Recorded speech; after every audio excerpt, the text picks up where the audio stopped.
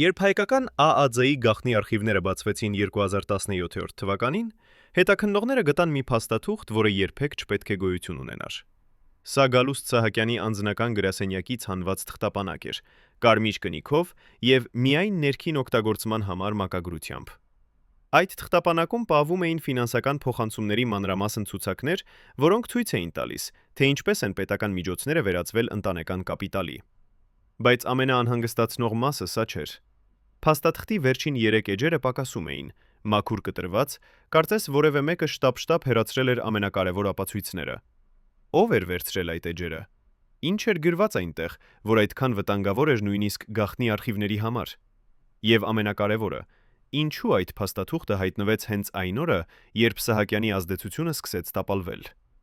Այսօր, 35 տարի անց, մենք առաջին անգամ կբացահայտենք այն գաղտնիքները, որոնք թաքցված էին այդ կորած էջերում։ Գալուստ Սահակյանը երբեք չի սիրել շռայլությունը։ Նա միշտ ներկայանում էր որպես համեստ ուսուցիչ, ով պատահաբար հայտնվել է քաղաքականության մեջ։ Հայաստանի ազգային ժողովի նախագահի պաշտոնում նա ստացում էր ամսական մոտավորապես 500,000 դրամ, այն ժամանակվա փոխարժեքով շուրջ $1200։ Սովորական ուսուցիչը Երևանում վաստակում էր ամսական 150,000 դրամ։ Թվերը պարզ էին, թափանցիկ, հասկանալի։ Բայց երբ նրա որդիները Արթուր եւ Կարեն Սահակյանները սկսեցին գնել անշարժ գույք Երևանի ամենաթանկ թաղամասերում, մարդիկ սկսեցին հարցեր տալ։ Ինչպես է հնարավոր, որ ուսուցչի որդիները տիրանան բազմահարկ շենքերի, ռեստորանների եւ բիզնես կենտրոնների։ Պաշտոնական պատասխանը միշտ նույնն էր՝ հաջող ձեռներեցություն։ Բայց ով կարող էր հավատալ, որ 20-ամյա երիտասարդները առանց որևէ նախկին փորձի կարողանում են կառուցել այդպիսի կայսրություն հենց այն տարիներին, երբ նրանց հայրը վերահսկում էր Հայաստանի խորհրդարանը։ Արխիվներում պահպանված մի փաստաթուղթ ցույց է տալիս, որ 2006 թվականին Արթուր Սահակյանը գնել է Կենտրոն թաղամասում մի շենք, գնով $2 միլիոն։ Այդ ժամանակ նրա պաշտոնական եկամուտը տարեկան չէր գերազանցում $20,000։ Ֆինանսական փորձագետները հաշվարկել են, նման գործարք իրականացնելու համար անհրաժեշտ է ունենալ կամ 100 տարվա խնայողություններ, կամ այլ աղբյուրներ։ Բայց ո՞րն էր այդ աղբյուրը։ Պետական գնունների արխիվները ցույց են տալիս հետաքրքիր օրինաչափություն։ Ընկերությունները, որոնք պատկանում էին Սահակյանների ընտանիքին, հաճախ էին հաղթում մրցույթներում, որտեղ մասնակցում էին նաև ավելի փորձառու եւ մեծ ընկերություններ։ Պատահականություն թե համակարգ։ Երբ լրագրողները փորձում էին հարցեր տալ, նրանց պատասխանում էին իրավաբանական նամակներով եւ սպառնալիքներով։ Ովքեր էին այն մարդիկ, ովքեր պաշտպանում էին այս գաղտնիքները, եւ ինչու էին նրանք այդքան վախենում, որ ճշմարտությունը դուրս գա։ Երևանի կենտրոնում կա մի շենք, որը պաշտոնապես պատկանում է մի փոքր շինարարական ընկերության, բայց տեղական բնակիչները գիտեն, որ այդ շենքի իրական տերը Սահակյանների ընտանիքն է։ Շենքի առաջին հարկում գործում է ռեստորան, որտեղ միջին հաշիվը կազմում է 30,000 դրամ, սովորական աշխատողի օրական աշխատավարձի 2 անգամ ավելի։ Երկրորդ եւ երրորդ հարկերում տեղակայված են գրասենյակներ, որոնք վարձակալում են պետական կառույցների հետ կապված ընկերություններ։ Չորրորդ հարկը փակ է հանրության համար։ Այնտեղ, ըստ նախկին աշխատակիցների վկայությունների, պահվում են փաստաթղթեր եւ անցկացվում են հանդիպումներ, որոնց մասին ոչ ոք չպետք է իմանա։ Մի նախկին անվտանգության աշխատակից, ով համաձայնել է խոսել անանուն պայմանով, պատմում է. «Մենք գիտեինք, որ այդ հարկում են կայացվում որոշումներ, որոնք ազդում են ամբողջ երկրի վրա, բայց մեզ ասել էին, մեր գործը միայն դուռը պահելն է, ոչ թե հարցեր տալը։ Ինչ էր կատարվում այդ փակ հարկում, ովքեր էին այնտեղ հավաքվում, եւ ինչու այդ հանդիպումները պահվում էին այդքան խիստ գաղտնիության մեջ»։ 2008 թվականին, երբ համաշխարհային ֆինանսական ճգնաժամը հարվածեց Հայաստանին, հազարավոր մարդիկ կորցրին իրենց աշխատանքը։ Միջին աշխատավարձը իջավ մինչև 100,000 դրամ։ Բայց հենց այդ տարում Կարեն Սահակյանը բացեց նոր բիզնես կենտրոն Նոր Նորքում, ներդրումով մոտավորապես $1,500,000։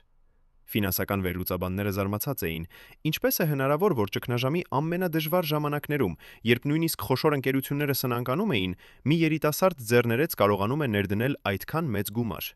Պաշտոնական բացատրությունը խոսում էր բանկային վարկերի մասին, բայց որ բանկը կտա $1,500,000 վարկ մի մարդու, ով չունի համապատասխան գրավ կամ ապացուցված եկամուտ։ Եթե միայն այդ բանկը չգիտի ինչ-որ բան, ինչ մենք չգիտենք։ Եթե միայն այտենք, եթե միայն այդ վարկը չի տրվել սովորական պայմաններով։ Նախկին բանկային աշխատակիցը, ով ներկայումս ապրում է արտերկրում, համաձայնել է խոսել մեզ հետ պայմանով, որ չբացահայտենք նրա ինքնությունը։ Նա պատմում է. Երբ Սահակյանների ընտանիքի անդամները դիմում էին վարկի համար, գործընթացը լրիվ այլ էր։ Սովորական հաճախորդից պահանջում էինք տասնյակ փաստաթղթեր, ստուգում էինք յուրաքանչյուր դրամ։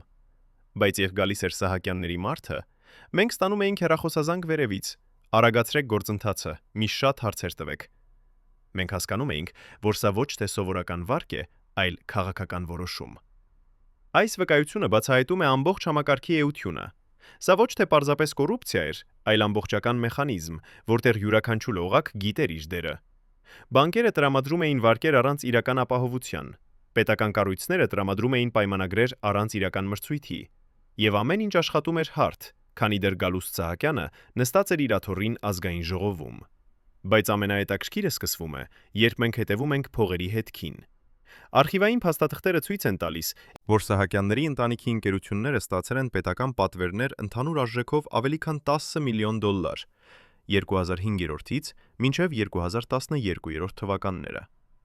Այս գումարը հավասար է 2500 սովորական ուսուցչի տարեկան աշխատավարձին։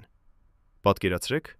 2500 ուսուցիչ, ովքեր աշխատում են ամբողջ տարի, եւ նրանց ամբողջ աշխատավարձը գնում է մեկ ընտանիքի գրպան։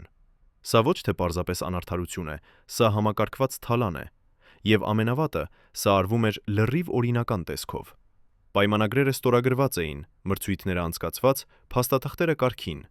բայց ով կարող էր մրցել այն ընկերությունների դեմ, որոնց հետևում կանգնած էր խորհրդարանի նախագահը։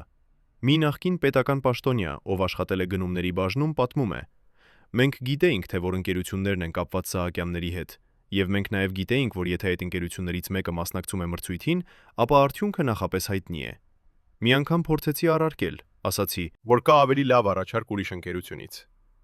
Ինձ պատասխանեցին. դու քո գործը արա, մնացածը մեր խնդիրն է։ Հաջորդ օրը ինձ տեղափոխեցին այլ բաժին»։ Սա էր իրականությունը։ Համակարգը աշխատում էր ոչ թե սպառնալիքներով, այլ լուռ հասկացողությամբ։ Բոլորը գիտեին կանոնները, եւ ով չէր ուզում խաղալ այդ կանոններով, պարզապես հեռացվում էր խաղից։ Բայց ինչպիսին էր այդ համակարգի իրական չափը։ Քանի մարդ էր ներգրավված այս սխեմայի մեջ, եւ ամենակարևորը,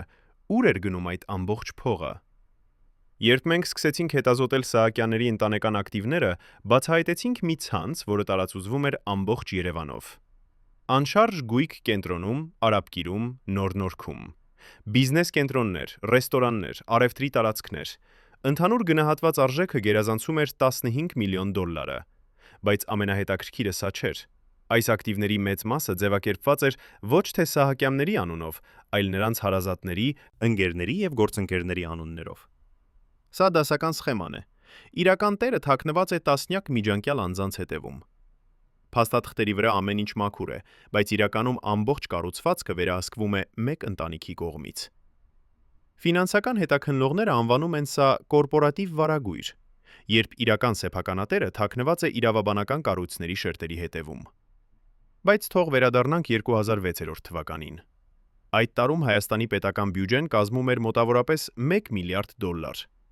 Կրթության ոլորտին հատկացվում էր շուրջ $100 միլիոն։ Սա նշանակում է, որ Սահակյանների ընտանիքի ակտիվները, որոնք կուտակվել էին ընդամենը մի քանի տարում, հավասար էին Հայաստանի կրթության բյուջեի 15%-ին։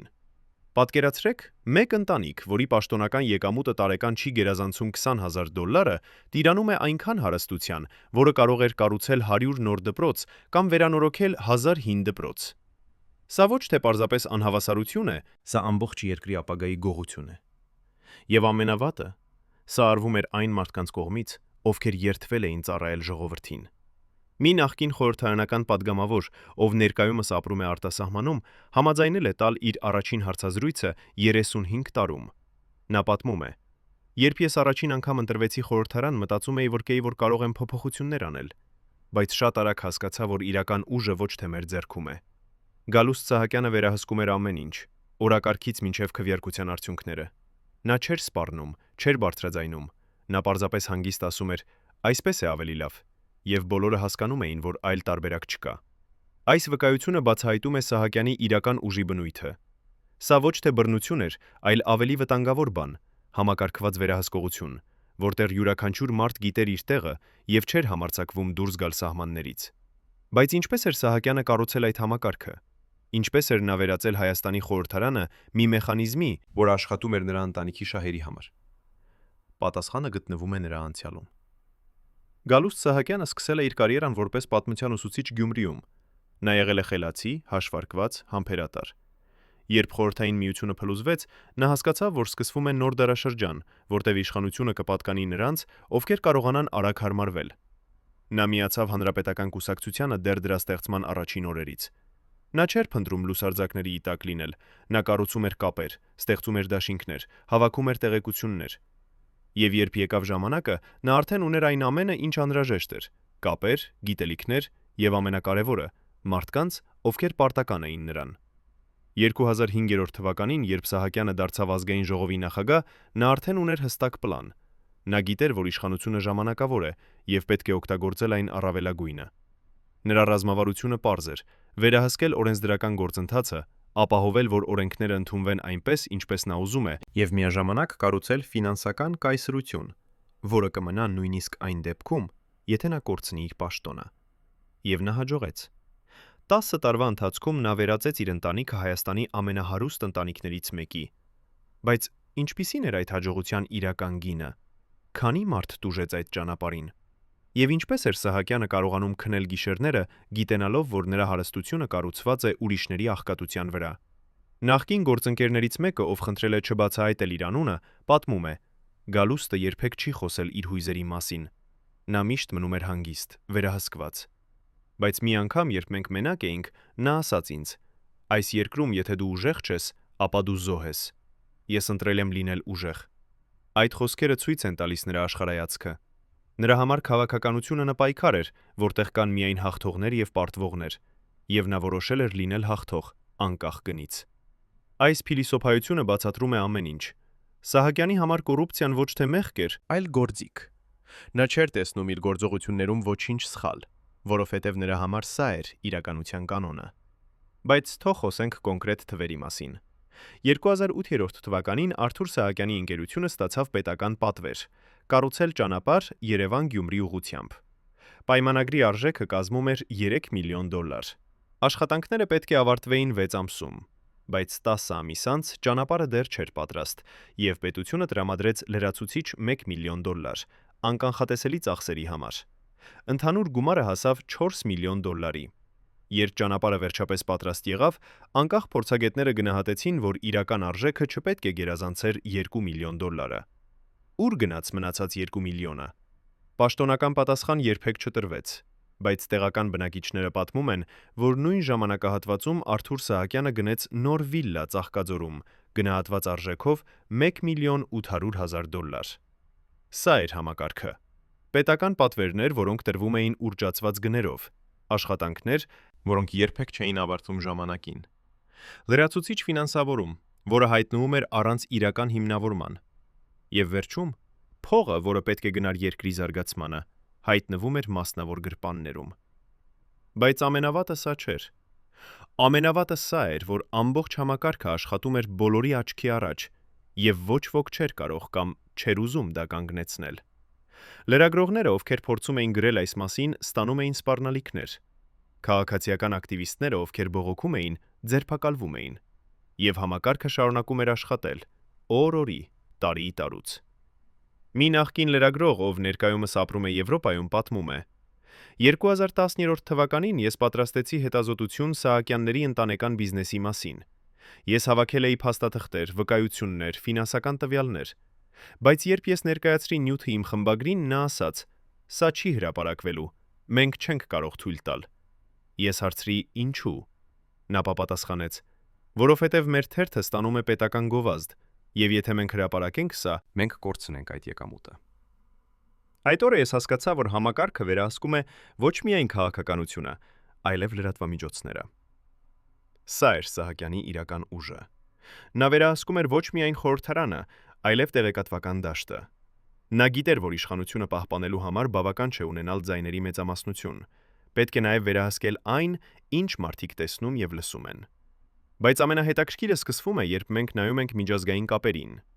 Արխիվային փաստաթղթերը ցույց են տալիս, որ Սահակյանների ընտանիքի ընկերություններն ունեին գործընկերներ Ռուսաստանում, Վրաստանում եւ Իրանում։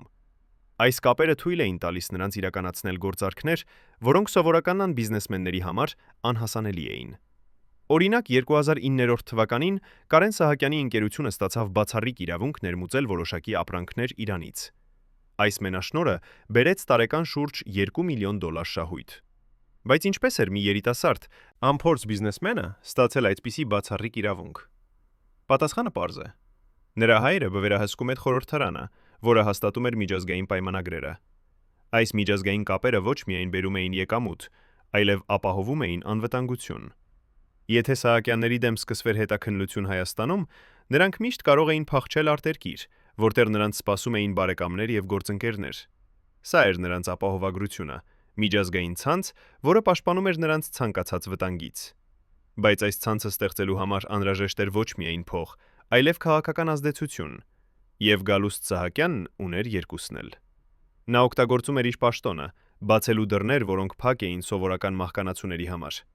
Նա օգտագործում էր իր կապերը, ստեղծելու հնարավորություններ, որոնք հնարավոր չէին լինի առանց քաղաքական աջակցության։ Բայց եկեք վերադառնանք Հայաստան եւ նայենք, թե ինչպես էր այս ամենը ազդում սովորական մարդկանց վրա։ 2017 թվականին Հայաստանում աղքատության մակարդակը կազմում է շուրջ 35%։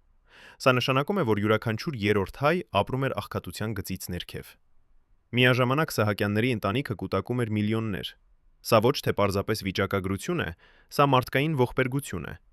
Մինչ մի ընտանիք կառուցում էր պալատներ, հազարավոր ընտանիքներ չէին կարողանում վճարել իրենց երեխաների կրթության համար։ Մինչ մի ընտանիք ճաշում էր թանկարժեք ռեստորաններում, հազարավոր ընտանիքներ ընտրում էին գնել հաց, թե դեղորայք։ Սա էր իրականությունը, որը թաքնված էր պաշտոնական վիճակագրության հետևում։ Մի սոցիալական աշխատող, ով տասնամյակներ աշխատել է Երևանի աղքատ թաղամասերում, պատմում է. Ես տեսել եմ ընտանիքներ, որոնք ապրում էին մեկ սենյակում 8 հոգով։ Ես տեսել եմ երեխաներ, որոնք չէին կարողանում գնալ դպրոց, որովհետև չունեին կոշիկ։ Ես տեսել եմ ծերերի, որոնք ընտրում էին սովածությունը, որպեսզի իրենց թոռները կարողանան ուտել։ Եվ միաժամանակ ես տեսնում էի հեռուստացույցով, թե ինչպես են քաղաքական գործիչները խոսում երկրի զարգացման մասին։ Սա էր ամենադաժան հակասությունը։ Երբ իշխանությունները խոսում էին առաջընթացի մասին, մինչ մարդիկ ընկնում էին ավելի ու ավելի խորը աղքատության մեջ։ Այս վկայությունը ցույց է տալիս իրական պատկերը։ Երկիր, որտեղ հարստությունը կենտրոնացած էր փոքր խմբի ձեռքում, մինչ մեծամասնությունը պայքարում էր գոյատևման համար։ Եվ այստեղ է, որ մենք պետք է հարցնենք, ինչպես էր սա հնարավոր։ Ինչպես էր մի դեմոկրատական երկրում, որտեղ կային ընտրություններ, խորհրդարան, ազատ մամուլ, հնարավոր, որ մի փոքր խումբ վերահսկեր այդքան շատ հարստություն եւ իշխանություն։ Պատասխանը գտնվում է համակարգի կառուցվածքում։ Սահակյանը եւ նրա նմանները ստեղծել էին մի համակարգ, որտեղ ձևականորեն ամեն ինչ դեմոկրատական էր, բայց իրականում իշխանությունը կենտրոնացած էր նեղ շրջանակում։ Ընտրություններ կային, բայց արդյունքները նախապես հայտնի էին։ Խորհրդարան կար, բայց որոշումները կայացվում էին դրսից։ Ազատ մամուլ կար, բայց իրական հետազոտությունները երբեք չէին հրապարակվում։ Սա էր կառավարվող դեմոկրատիան։ Համակարգ, որտեղ դեմոկրատիայի ձևերը պահպանվում էին, բայց բովանդակությունը կորած էր։ Մինչև վերջին պահը ես հավատում էի, որ մենք կփրկվենք, ասում է Սահակյանի անձնական պահպանության նախկին սպան, ձեռքերը դեռևս դողում են 35 տարի անց։ Ինչ գիտեր այս մարդը, ինչ մենք չգիտենք։ Այս երեկո 3 նախկին անդամներ Սահակյանի ներքին շրջանակից առաջին անգամ են խոսում այն գաղտնիքների մասին, որոնք պահել են տասնամյակներ։ Նրանց բացահայտումները կփոխեն այն ամենը, ինչ դուք կարծում եք, որ գիտեք վերջին օրերի մասին։ Մի նախկին անվտանգության ծառայության սպա, ով համաձայնել է խոսել անանուն պայմանով, պատմում է 2012 թվականի դեկտեմբերին Սահակյանը սկսեց փոխել իր վարքագիծը։ Նա, ով միշտ եղել է հանգիստ եւ վերահսկված, հանկարծ դարձավ նյարդայնացած։ Նա պահանջում է, որ մենք ստուգենք նույն մարդկանց 2 անգամ օրը։ Նա չէր վստահում նույնիսկ իր ամենամոտ խորհրդականներին։ Ինչ էր տեղի ունեցել, որ այդպիսի փոփոխություն առաջացավ։ Ով էր սպառնացել նրան։ Եվ ամենակարևորը, արդյոք նա գիտեր, որ վերջը մոտենում է։ Այդ ժամանակ Հայաստանում սկսվում էր նոր դարաշրջան։ Երիտասարդ սերունդը, ով մեծացել էր ինտերնետի եւ սոցիալական ցանցերի դարաշրջանում, այլևս չէր ուզում ընդունել ցին համակարգը։ Նրանք տեսնում էին, թե ինչպես են ապրում մարդիկ այլ երկրներում եւ հարցնում էին, ինչու Հայաստանում պետք է լինի այլ կերպ։ Սոցիալական ցանցերում սկսեցին հայտնվել հրապարակումներ Սահակյանների ընտանեկան հարստության մասին։ Լուսանկարներ նրանց վիլլաներից, մեքենաներից, շքեղ ճաշկերույթներից։ Մարդիկ սկսեցին համեմալ այս պատկերները իրենց սեփական կյանքի հետ եւ հասկանալ, որ ինչ-որ բան սխալ է։ բայց Սահակյանը դեռևս հավատում էր, որ կարող է վերահսկել իրավիճակը։ Նա օգտագործում էր իր հին մեթոդները՝ սպառնալիքներ, ճնշումներ, փակ դռների հետևում կայացված պայմանավորվածություններ։ Բայց աշխարհը փոխվել էր, եւ հին մեթոդները այլևս չէին աշխատում։ Նախկին խորհրդարանական падգամավորներից մեկը, ով այժմ ապրում է Կանադայում, պատմում է. 2012 թվականի աշնանը Սահակյանը հավաքեց մեզ իր ամենավստահելի մարդկանց եւ ասաց. «Մենք պետք է պատրաստ լինենք փոփոխությունների։ Ժողովուրդը անհանգստանում է, եւ մենք պետք է ցույց տանք, որ լսում ենք նրանց»։ Բայց երբ մենք հարցրինք, թե ինչ կոնկրետ փոփոխություններ նա նկատի ունի, նա պարզապես ժպտաց եւ ասաց. «Մենք կտեսնենք»։ Այդ պահին ես հասկացա, որ նա իրականում ոչինչ չի պատրաստվում փոխել։ Նա պարզապես ուզում էր ժամանակ շահել։ Սա էր Սահակյանի ռազմավարությունը՝ ստեղծել փոփոխության իլյուզիա, մինչ իրականում ամեն ինչ մնում էր նույնը։ Բայց այս անգամ այդ ռազմավարությունը չէր աշխատելու։ Միևնույն ժամանակ Սահակյանների ընտանեկան բիզնեսը շարունակում էր ընդլայնվել։ 2012 թվականին Արթուր Սահակյանը բացեց նոր հյուրանոց Ծաղկաձորում։ 5 աստղանի հյուրանոց, 100 սենյակով, ներդրումով մոտավորապես $5 միլիոն։ Բացման արարողությանը ներկա էին բոլոր կարևոր քաղաքական գործիչները՝ շամպայն, կարմիր գորգ, շքեղ ճաշ։ Մինչ երկրի մեծ մասը դեռևս չէր վերականգնվել ֆինանսական ճգնաժամից, Սահակյանների ընտանիքը նշում էր հերթական հաջողությունը։ Տեղական բնակիչները, ովքեր դիտում էին այս տեսարանը հեռվից, զգում էին խորը դառնություն։ Նրանք տեսնում էին, թե ինչպես են նրանց հարկերը վերածվում մեկ ընտանիքի շքեղության։ Բայց նրանք նաև զգում էին անզորություն, որովհետև գիտեին, որ համակարգը չափազանց ուժեղ է, որպեսզի մեկ մարդ կարողանա փոխել այն։ Բայց հենց այդ ժամանակ սկսեց տեղի ունենալ ինչ-որ բան, ինչը Սահակյանը չէր սպասում։ Նրա ամենամոտ շրջապատից մեկը սկսեց խոսել։ Ոչ հրապարակավ, ոչ բարձրաձայն, այլ լուռ, զգուշորեն, փոխանցելով տեղեկություններ նրանց, ովքեր կարող էին օգտագործել դրանք։ Այս մարդը, ում մենք կանվանենք V, եղել է Սահակյանի վստահելի խորհրդականներից մեկը 15 տարի։ Նա գիտեր ամեն ինչ՝ ֆինանսական սխեմաները, գաղտնի պայմանագրերը, թաքնված հաշիվները։ Բայց ինչ-որ բան փոխվեց նրա մեջ։ Թերևս դա խիղճ էր, թերևս վախը, թերևս պարզապես ցանկությունը փրկել իր սեփական կաշին։ Անկախ պատճառից Վիզն սկսեց հավաքել ապացույցներ, փաստաթղթեր, ձայնագրություններ, ֆինանսական հաշվետվություններ։ Նա պատճենում էր ամեն ինչ, ինչին հասանելիություն ուներ, եւ թաքցնում անվտանգ վայրում։ Նախկին անվտանգության ծառայության սպան պատմում է. «Մենք նկատեցինք, որ Վիզն սկսեց տարօրինակ վարվել։ Նա ուշանում էր հանդիպումներին, խուսափում էր աչքերի հետ շփումից, նյարդայնանում էր պարզ հարցերի դեպքում։ Մենք զեկուցեցինք Սահակյանին, բայց նա ասաց. «Վիզն իմ ամենավստահելի մարդն է, նա երբեք չի դավաճանի ինձ»։ Բայց մենք շարունակեցինք հետևել նրան։ Եվ մի օր մենք տեսանք, թե ինչպես է նա հանդիպում մի անծանոթ մարդու հետ մութ փողոցում։ Նրանք խոսեցին 5 րոպե, եւ Վիզն փոխանցեց նրան մի ծրար։ Երբ մենք հետագայում ստուգեցինք, պարզվեց, որ այդ մարդը աշխատում էր մի միջազգային հետաքննական կազմակերպությունում։ Սա էր սկիզբը։ Սկիզբը այն շղթայի, որը վերջում կտապալեր ամբողջ համակարգը։ Բայց Սահակյանը դեռևս չգիտեր այս մասին։ Նա շարունակում էր ապրել իր աշխարհում, որտեղ նա էր կենտրոնը, եւ ամեն ինչ պտտվում էր նրա շուրջը։ 2013 թվականի հունվարին նա տոնեց իր 60-րդ ծննդյան օրը։ Շքեղ ընթրիք Երևանի ամենաթանկ ռեստորանում, 200 հյուրեր, ապրանքանիշային շամպայն, ուղիղ եթեր հեռուստատեսությամբ։ Ծախսերը գնահատվեցին մոտավորապես $200,000։ Սա հավասար էր 17 սովորական ուսուցիչների տարեկան աշխատավարձին։ Պատկերացրեք 17 ուսուցիչ, ովքեր աշխատում են ամբողջ տարի, եւ նրանց ամբողջ աշխատավարձը ծախսվում է մեկ երեկոյի համար։ Բայց Սահակյանի համար սա նորմալ էր։ Նա հավատում էր, որ արժանի է այս ամենին, որովհետև նա ծառայել է երկրին։ Այդ երեկո նա ելույթ ունեցավ։ Նա խոսեց իր կյանքի ճանապարհի մասին, իր նվաճումների մասին, իր տեսլականի մասին Հայաստանի ապագայի համար։ Նա ասաց. «Ես միշտ ծառայել եմ իմ ժողովրդին, ես միշտ դրդրել եմ երկրի շահերը իմ անձնական շահերից վեր»։ Սրահում բոլորը ծափահարեցին, բայց շատերը, ովքեր նստած էին այդ սրահում, գիտեին ճշմարտությունը։ Նրանք գիտեին, որ այս խոսքերը դատարկ են, որ իրականությունը լրիվ հակառակն է։ Բայց նրանք նույնպես ծափահարեցին, որովհետև գիտեին, որ սա է խաղի կանոնը։ Դու ծափահարում ես, դու ժպտում ես, դու ասում ես ճիշտ խոսքերը, եւ դրա դիմաց դու ստանում ես իմ պաշտպանությունը։ Սա էր համակարգը, որը Սահակյանը կառուցել էր տասնամյակների ընթացքում։ Բայց դուրսում, սրահից հեռու, սովորական մարդիկ տեսնում էին այս տեսարանը հեռուստացույցով եւ զգում էին աճող զայրույթ։ Նրանք տեսնում էին շքեղությունը, լսում էին դատարկ խոսքերը եւ հասկանում էին, որ այս մարդիկ ապրում են լրիվ այլ աշխարհում։ Աշխարհում, որտեղ $200,000 ծախսվում է մեկ երեկոյի համար, մինչ միլիոնավոր մարդիկ պայքարում են վճարել իրենց ամսական հաշիվները։ Սոցիալական ցանցերում սկսեցին հայտնվել մեկնաբանություններ։ Մարդիկ կիսվում էին իրենց զայրույթով, իրենց հիասթափությամբ, իրենց ցանկությամբ տեսնել փոփոխություն։ Եվ այս մեկնաբանությունները սկսեցին տարածվել, հասնել ավելի ու ավելի շատ մարդկանց, ստեղծել մի ալիք, որը շուտով կդառնար ցունամի։ Միևնույն ժամանակ Վին շարունակում էր իր գործը։ Նա արդեն հավաքել էր բավականաչափ ապացույցներ, որպեսզի ապացուցի Սահակյանների ընտանեկան կոռուպցիայի ամբողջ մասշտաբը, բայց նա գիտեր, որ պետք է լինել զգույշ։ Եթե Սահակյանը իմանար, թե ինչ է նա անում, նրա կյանքը վտանգի տակ կլիներ։ Այդ պատճառով Վին աշխատում էր շատ զգուշորեն, փոխանցելով տեղեկություններ փոքր մասերով, երբեք չբացահայտելով իր ամբողջ պլանը։ Նա գիտեր, որ պետք է սպասել ճիշտ պահին, երբ այդ ապացույցները կարող են ունենալ առավելագույն ազդեցություն,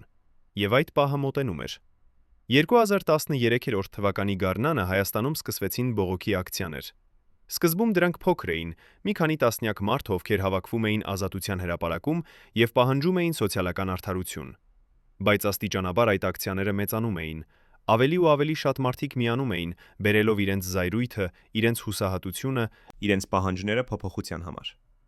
Սահակյանը դիտում էր այս ամենը իր գրասենյակից եւ փորձում էր հասկանալ, թե ինչ է կատարվում։ Նա հրամայեց իր մարդկանց ուսումնասիրել իրավիճակը, պարզել, թե ով է կազմակերպում այս ակցիաները, ով է ֆինանսավորում դրանք։ Բայց պատասխանները, որոնք նա ստացավ, նրան չհանգստացրին։ Պարզվեց, որ սա ոչ թե կազմակերպված շարժում էր, այլ ինքնաբուխ ժողովրդական բողոք։ Եվ դա նշանակում էր, որ այն շատ ավելի վտանգավոր էր, քան ցանկացած կազմակերպված ընդդիմություն։ Նախկին քաղաքական խորհրդականը պատմում է, երբ Սահակյանը հասկացավ, որ սա ինքնաբուխ շարժում է, նա սկսեց իսկապես անհանգստանալ։ Նա ասաց ինձ. «Եթե սա կազմակերպված լիներ, ես կգիտեի, թե ինչպես գործել։ Կարող ես գնել կազմակերպիչներին, կարող ես սպառնալ նրանց, կարող ես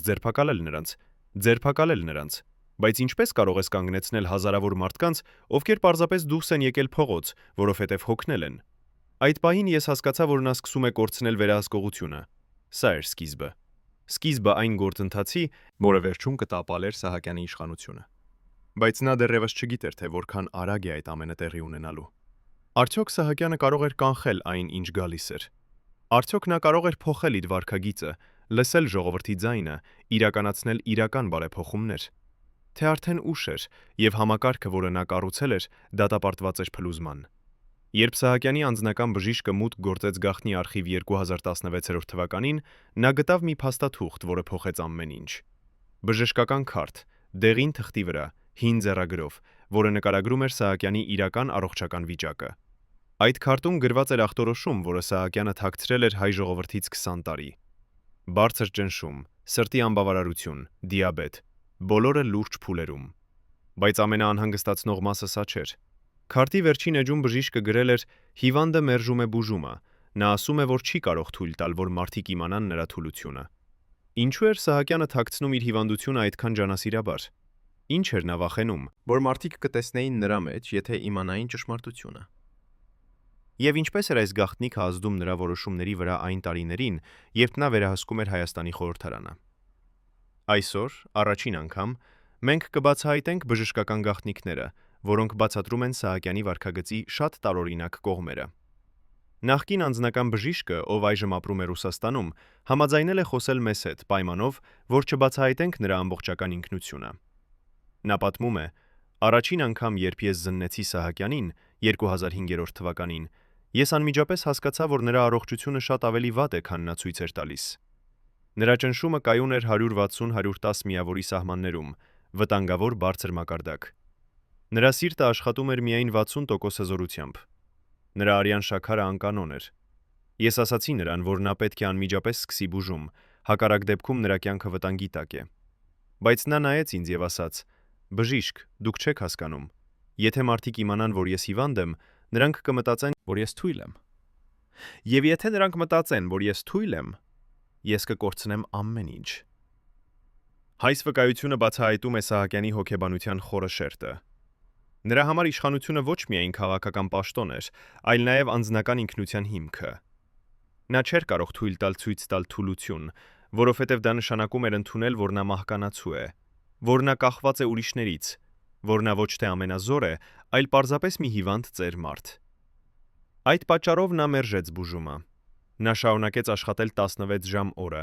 մասնակցել անվերջ հանդիպումների, ճնշել իր մարմինը սահմաններից այն կողմ։ Եվ ամեն օր նրա առողջությունը վատանում էր։ Բժիշկը շարունակում է. Ես նրան տեսնում էի ամեն 2 շաբաթը մեկ։ Ամեն անգամ նրա վիճակը ավելի վատ էր։ Նրա ձեռքերը սկսեցին դողալ։ Նրա աչքերը կորցրին իրենց պայծառությունը։ Նա սկսեց մոռանալ բառեր խոսակցության մեջ։ Բայց երբ ես առաջարկում էի հոսպիտալացում, նա բարկանում էր։ Նա ասում էր. Ես չեմ կարող թույլ տալ, որ մարդիկ տեսնեն ինձ հիվանդանոցում։ Դա կլինի իմ վերջը։ Ես փորձեցի բացատրել, որ եթե նա չստանա բուժում, դա իսկապես կլինի նրա վերջը։ Բայց նա չէր լսում։ Նա ապրում էր մի աշխարհում, որտեղ իշխանությունը ամեն ինչից կարևոր էր, նույնիսկ սեփական կյանքից։ Այս բժշկական գաղտնիքը բացատրում է Սահակյանի վարքագծի շատ տարօրինակ կողմեր։ Նրա հանկարծակի բարկությունները, որոնք դառնում էին ավելի հաճախ տարիների ընթացքում։ Նրա պարանոյան, որը ստիպում էր նրան չվստահել նույնիսկ իր ամենամոտ մարդկանց։ Նրա անկարողությունը ընդունել քննադատություն կամ լսել յություն կամ լսել այլընտրանքային կարծիքներ։ Այս ամենը ոչ միայն բնավորության հատկանիշներ էին, այլև հիվանդության ախտանիշներ։ Բարձր ճնշումը եւ սրտի խնդիրները կարող են ազդել ուղեղի գործունեության վրա, առաջացնել տրամադրության տատանումներ, նվազեցնել ինքնավերահսկողությունը։ Բայց Սահակյանը մերժում էր ընդունել սա։ Նա շարունակում էր պնդել, որ նա լիովին առողջ է, որ նա կարող է վերահսկել ամեն ինչ։ Բայց նրա մարմինը պատմում էր այլ պատմություն։ 2010 թվականին նա սկսեց ունենալ փոքր սրտի կաթվածներ։ Առաջինը տեղի ունեցավ խորհրդարանական նիստի ժամանակ։ Նա հանկարծ զգաց սուր ցավ կրծքավանդակում, նրա դեմքը գունատվեց, նա չկարողացավ շնչել։ Նրա օգնականները անմիջապես տարան նրան հանգստի սենյակ, կանչեցին բժշկին։ Բժիշկը շկը ախտորոշեց փոքր սրտի կաթված եւ պահանջեց անմիջական հոսպիտալացում։ Բայց Սահակյանը մերժեց։ Նա ասաց. «Տվեք ինձ դեղեր, եւ ես կդվերադառնամ նիստին»։ 20 րոպե անց նա իսկապես վերադարձավ նիստին, կարծես ոչինչ չէր եղել։ Բայց բժիշկը գիտեր, որ սա միայն սկիզբն է։ Հաջորդ տարիների ընթացքում այս փոքր կաթվածները դարձան ավելի հաճախ։ 2011 թվականին 3 անգամ, 2012 թվականին 5 անգամ։ Ամեն անգամ Սահակյանը մերժում էր հոսպիտալացումը, պահանջում էր միայն դեղեր եւ շարունակում էր աշխատել։ Կարծես ոչինչ չէր եղել։ Բայց նրա մարմինը աստիճանաբար տապալվում էր։ Նրա սիրտը դառնում էր ավելի թույլ, նրա ուղեղը ստանում էր ավելի քիչ թթվածին, եւ սա ազդում էր նրա որոշումների վրա։ Նա դառնում էր ավելի իմպուլսիվ, ավելի անկանխատեսելի, ավելի վտանգավոր։ Նախկին խորհրդարանական падգամավորը պատմում է. 2012 թվականին ես նկատեցի, որ Սահակյանը փոխվել է։ Նա, ով միշտ եղել է հաշվարկված եւ ռացիոնալ, սկսեց կայացնել տարօրինակ որոշումներ։ Մի անգամ նա հանկարծ փոխեց օրակարգը նիստի մեջտեղում առանց որևէ բացատրության։ Մեկ այլ անգամ նա բարկացավ մի падգամավորի վրա այնպիսի մանրուքի համար, որը նախկինում նա անտես էր։ Մենք սկսեցինք անհանգստանալ։ Մենք հասկանում էինք, որ ինչ-որ բան սխալ է, բայց ոչ ոք չէր համարձակվում հարցնել։ Սա էր իրավիճակը։ Մի հիվանդ մարդ, ով վերահսկում էր ամբողջ երկրի օրենսդրական գործընթացը, բայց մերժում էր ընդունել իր սեփական թուլությունը։ Բայց ամենավտանգավորը սա չէր։ Ամենավտանգավորը սա էր, որ Սահակյանի հիվանդությունը դարձել էր գաղտնիք, որը պահպանվում էր ցանկացած գնով։ Նրա բժիշկները ստորագրել էին գաղտնիության պայմանագրեր։ Նրա օգնականները ստացել էին հստակ հրահանգներ երբեք չխոսել նրա առողջության մասին։ Նույնիսկ նրա ընտանիքի անդամները պահպանում էին լռություն։ Եվ այս գաղտնիքը ստեղծում էր մի վտանգավոր իրավիճակ, որտեղ մի հիվանդ մարդ կայացնում էր որոշումներ, որոնք ազդում էին միլիոնավոր մարդկանց վրա, բայց ոչ ոք չգիտեր նրա իրական վիճակի մասին։ Բժիշկը պատմում է. Ես մի քանի անգամ փորձեցի խոսել Սահակյանի ընտանիքի հետ։ Ես ասացի նրանց, որ նրա վիճակը շատ լուրջ է, որ նա պետք է հրաժարվի իր պաշտոնից եւ կենտրոնանա իր առողջության վրա։ Բայց նրանք պատասխանեցին, որ սա նրա որոշումն է եւ նրանք չեն կարող միջամտել։ Ես հասկացա, որ նրանք նույնպես վախենում են նրանից։ Նրանք վախենում են, որ եթե նրանք փորձեն ստիպել նրան հրաժարվել, նա կդառնա բարկացած եւ կկտրի նրանց իր կյանքից։ Այդ պատճառով նրանք պարզապես դիտում էին, թե ինչպես է նա աստիճանաբար ինքնասպանվում։ Այս վկայությունը բացահայտում է ողբերգական իրավիճակ, մի ընտանիք, որը չի կարող փրկել իր սեփական անդամին, որովհետև վախենում է նրա իշխանությունից։ Սա ցույց է տալիս, թե ինչպես է իշխանությունը ությունը կարող փոխել մարդկանց։ Ինչպես է այն կարող ստեղծել մի պատնեշ, որը անջատում է մարդուն նույնիսկ նրա ամենամոտ մարդկանցից։ Սահակյանը դարձել էր գերի իր սեփական իշխանության, եւ նա չէր կարող ազատվել, նույնիսկ երբ դա նշանակում էր իր սեփական կյանքը փրկել։ Բայց թող վերադառնանք բժշկական փաստաթղթերին։ Արխիվներում պահպանված մի այլ փաստաթուղթ ցույց է տալիս, որ 2013 թվականին Սահակյանի բժիշկները առաջարկեցին նրան անցնել սրտի վիրահատություն։ Նրանք բացատրեցին, որ սա միակ ճանապարհն է երկարացնելու նրա կյանքը, բայց վիրահատությունը պահանջում էր 2 ամիս վերականգնման ժամանակ։ 2 ամիս, որի ընթացքում Սահակյանը չէր կարող աշխատել։ Եվ նա մերժեց։ Նա ասաց. «Ես չեմ կարող թույլ տալ 2 ամիս բացակայել։ Շատ բան է կատարվում, եւ ես պետք է լինեմ այնտեղ»։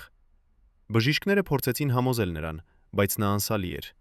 Նա ընտրեց իր իշխանությունը իր կյանքից։ Ինչպիսին էր այդ շատ բանը։ Մորը Սահակյանը չէր կարող բաց թողնել։ Ինչ էր այդքան կարևոր, որ արժեր ռիսկի ենթարկել իր կյանքը։ Արդյոք սա իսկապես երկրի շահերն էին, թե պարզապես նրա անձնական ամբիցիաները։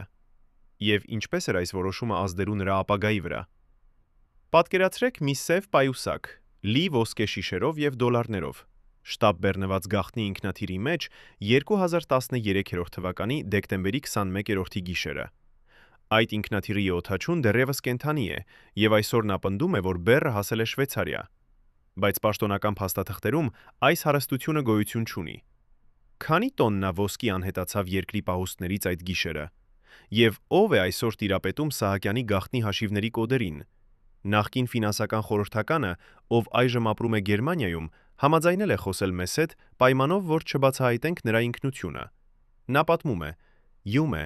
2013 թվականի աշնանը Սահակյանը սկսեց տեղափոխել իր ակտիվները արտերկիր։ Ոչ թե բոլորը միանգամից, այլ աստիճանաբար, փոքր գումարներով, որպեսզի չգրավի ուշադրություն։ Նա օգտագործում էր բարդ սխեմաներ, բարդ վիզուայներ եւ այնպիսի մոտերեկով բաներ, որոնցից մեզ համար միշտ էր շատ հեշտ է դուր եկել։ Ու եթե մեն գործում էր բարդ սխեմաներ, միջանկյալ ընկերություններ, օֆշորային հաշիվներ, կեղտ պայմանագրեր։ Ես օգնում էի նրան կազմակերպել այս գործարքները, եւ ես տեսա, թե որքան փող էր տեղափոխվում։ Ընդհանուր գումարը գերազանցում էր $10 միլիոն։ Այս վկայությունը բացահայտում է, որ Սահակյանը նախապատրաստվում էր ինչ-որ բանի։ Նա զգում էր, որ իրավիճակը փոխվում է, որ նրա իշխանությունը վտանգի տակ է, եւ նա ուզում էր ապահովել, որ նույնիսկ եթե նա կորցնի իր պաշտոնը, նրա ընտանիքը կպահպանի իր հարստությունը։ Սա էր նրա ապահովագրությունը, նրա պլան B, նրա պլան B-ն։ Բայց այս պլանը պահանջում էր խիստ գաղտնիություն։ Եթե հանրությունը իմանար, որ նա տեղափոխում է միլիոններ արտերկիր, մինչ երկիրը տառապում է տնտեսական դժվարություններից, սկանդալը կլիներ անխուսափելի։ Ֆինանսական խորհրդականը շարունակում է. Սահակյանը ինձ ասաց. «Սա ոչ թե գողություն է, սա խելացի պլանավորում է։ Ես տասնամյակներ ծառայել եմ այս երկրին, եւ ես արժանի եմ ապահովագրության»։ Ես չասացի ոչինչ, բայց ես մտածում էի, ինչպիսի ծառայություն է սա, երբ դու տեղափոխում ես երկրի հարստությունը քո անձնական հաշիվներին։ Բայց ես չէի կարող ասել սա բարձրաձայն, որովհետև գիտեի, որ եթե ես առարկեմ, ես կկորցնեմ իմ աշխատանքը, եւ հնարավոր է ավելին։ Սա էր համակարգը։ Մարդիկ, ովքեր գիտեին ճշմարտությունը, բայց լռում էին, որովհետև վախենում էին հետևանքներից։ Բայց ուր էր գնում այդ ամբողջ փողը։ Հետաքննողները հայտնաբերել են, որ Սահակյանի ընտանիքն ուներ հաշիվներ առնվազն 5 տարբեր երկրներում՝ Շվեյցարիա, Լիխտենշտայն, Կիպրոս, Պանամա եւ Բրիտանական Վիրջինյան կղզիներ։ Այս հաշիվները բացված էին տարբեր անուններով՝ հարազատների, գործընկերների, նույնիսկ կեղծ անձանց անուններով։ Սա դասական օֆշորային սխեման էր, որը նախագծված էր թաքցնելու իրական սեփականատիրոջը եւ խուսափելու հարկերից։ Բայց ամենահետաքրքիրը սա չէր։ Ամենահետաքրքիրը սա էր, որ այս հաշիվների մի մասը դեռևս գործում են այսօր, Եվ դրանց վրա դեռևս կան միլիոններ դոլար։ ով է վերահսկում այս հաշիվները այսօր։ Ով ունի մուտքի կոդերը։ Եվ ինչու այս փողերը երբեք չեն վերադարձվել Հայաստան։ Ֆինանսական հետաքննողները փորձել են հետևել այս հաշիվների հետքին, բայց բախվել են իրավական պատնեշների։ Օֆշորային երկրները հայտնի են իրենց խիստ գաղտնիության օրենքներով, որոնք պաշտոնում են հաճախորդների տվյալները։ Առանց դատական որոշման անհնար է ստանալ տեղեկություններ այդ հաշիվների մասին։ Եվ դատական որոշում ստանալը պահանջում է ապացույցներ, որոնք դժվար է հավաքել, երբ բոլոր փաստաթղթերը թաքնված են օֆշորային ընկերությունների շերտերի հետևում։ Բայց մի նախկին բանկային աշխատակից, ով աշխատել է Շվեյցարիայի մի բանկում, տվել է մեզ հետաքրքիր տեղեկություն։ Նա պատմում է. 2014 թվականին մեր բանկ ստացավ մեծ փոխանցում մի հայկական ընկերությունից։ Բայց մի նախկին բանկային աշխատակից, ով աշխատել է Շվեյցարիայի մի բանկում, տվել է մեզ հետաքրքիր տեղեկություն։ Նա պատմում է. 2014 թվականին մեր բանկ ստացավ մեծ փոխանցում մի հայկական ընկերությունից, բայց մի նախկին բանկային աշխատակից, ով աշխատել է Շվեյցարիայի մի բանկում, տվել է մեզ հետաքրքիր տեղեկություն։ Նա պատմում է. 2014 թվականին մեր բանկ ստացավ մեծ փոխանցում մի հայկական ընկերությունից, բայց մի նախկին բայց փաստաթղթերը կարգին էին, պայմանագրեր, հաշիվ ապրանքագրեր, բոլոր անհրաժեշտ ստորագրությունները, բայց ինչ որ բան տարօրինակ էր։ Պայմանագիրը խոսում էր խորհրդատվական ծառայությունների մասին, բայց $3 միլիոն խորհրդատվության համար սա չափազանց շատ էր։ Այս վկայությունը ցույց է տալիս, թե ինչպես էին Սահակյանի մարդիկ օգտագործում կեղծ պայմանագրերը, տեղափոխելու փող արտերկիր։ Նրանք ստեղծում էին կեղծ ծառայություններ, կեղծ հաշիվ ապրանքագրեր, կեղծ ստորագրություններ։ Եվ քանի որ ամեն ինչ թվում էր օրինական, բանկերը չէին կասկածում։ Սա էր համակարգի գեղեցկությունը, այն աշխատում էր օրինական համակարգի ներսում, օգտագործելով դրա կանոնները իր օգտին։ Բայց իրականում սա էր մաքուր գողություն, պետական միջոցների տեղափոխում մասնավոր գրպաններ։ Բայց եկեք խոսենք կոնկրետ թվերի մասին։ Ֆինանսական հետաքննողները գնահատել են, որ Սահակյանի ընտանիքը տեղափոխել է արտերկիր ընդհանուր առնվազն $15 միլիոն 2005-ից մինչև 2014 թվականները։ Սա հավասար է Հայաստանի տարեկան կրթության բյուջեի 15%-ին։ Պատկերացրեք, $15 միլիոն, որը կարող էր կառուցել 200 նոր դպրոց, վերանորոգել 1000 հին դպրոց, տրամադրել կրթաթոշակներ 10,000 ուսանողների, բայց փոխարենը այդ փողը հայտնվեց օֆշորային հաշիվներում, որտեղ այն պարզապես նստում է եւ չի օգտագործվում ոչ մեկի համար, բացի Սահակյանի ընտանիքից։ Նախկին ֆինանսական նախարարը, ով այժմ ապրում է Ֆրանսիայում, պատմում է. Ես գիտեի, որ ինչ-որ բան սխալ է, երբ տեսնում էի պետական բյուջեի թվերը։ Մենք ունեինք եկամուտներ, բայց դրանք երբեք չէին համապատասխանում ծախսերին։ Միշտ կար բաց թողում, միշտ կար անբացատրելի տարբերություն։ Երբ ես փորձեցի հետաքննել, ինձ ասացին. «Սա տեխնիկական հարց է, մի անհանգստացեք»։ Բայց ես գիտեի, որ սա ոչ թե տեխնիկական հարց է, այլ համակարգված գողություն։ Եվ ես նաև գիտեի, որ եթե ես շարունակեմ հարցեր տալ, պետական բյուջեն կմերժի, եւ ես պետք է վերադառնամ միանգամից տեղից։ Ես կկորցնեմ իմ պաշտոնը։ Սա էր իրականությունը։ Նույնիսկ բարձրաստիճան պաշտոնյաները, ովքեր գիտեին ճշմարտությունը, չէին կարող ոչինչ անել, որովհետև համակարգը շատ ուժեղ էր։ Բայց ամենավտանգավորը սա չէր։ Ամենավտանգավորը սա էր, որ այս փողերի տեղափոխումը ստեղծում էր մի ցանց միջազգային կապերի, որը դարձել էր Սահակյանի պաշտպանության համակարգ։ Երբ դու ունես միլիոններ օֆշորային հաշիվներում, դու ունես նաև կապեր այն մարդկանց հետ, ովքեր կառավարում են այդ հաշիվները։ Բանկիրներ, իրավաբաններ, ֆինանսական խորհրդականներ, բոլորը դառնում են քո դաշնակիցներ, որովհետև նրանք շահագրգռված են պահպանել քո գաղտնիքները։ Եվ այս ցանցը դառնում է քո ապահովագրությունը։ Եթե ինչ-որ բան սխալ է գնում քո երկրում, դու միշտ կարող ես փախչել արտերկիր, որտեղ քեզ սպասում են բարեկամներ եւ փող։ Արդյոք Սահակյանը երբևէ պատրաստվում էր օգտագործել այս պլան B-ն։ Արդյոք նա երբևէ մտածել է փախչել Հայաստանից եւ ապրել արտերկրում իր թաքնված միլիոններով։ Թե նա հավատում էր, որ նրա իշխանությունը անսասան է եւ նա երբեք չի ստիպված լինի լքել երկիրը։ Պատկերացրեք, որ դուք եք այն 12 մարդկանցից մեկը, ովքեր գիտեին ամեն ինչ Սահակյանի մասին։ Յուրաքանչյուր բժշկական գաղտնիք, յուրաքանչյուր փախուստի պլան, յուրաքանչյուր թաքնված թունել Երևանի տակ։ Այժմ պատկերացրեք, որ պետք է ընտրություն կատարեք՝ պահպանել ձեր հավատարմությունը, թե փրկել ձեր կյանքը։ 2013 թվականի դեկտեմբերի 22-ին այս մարդիկ կատարեցին ընտրություն, որը փոխեց Հայաստանի պատմությունը։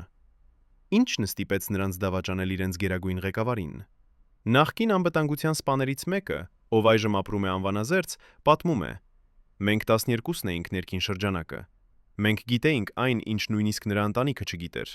Մենք գիտեինք, որ Սահակյանի սիրտը կարող է կանգ առնել ցանկացած պահի։ Մենք գիտեինք, որ Սահակյանի սիրտը կարող է կանգ առնել ցանկացած պահի։ Մենք գիտեինք, որ Սահակյանի սիրտը կարող է կանգ առնել ցանկացած պահի։ Մենք գիտեինք, որ սպահի։ Մենք գիտեինք, որ Սահակյանի սիրտը կարող է կանգ առնել ցանկացած պահի։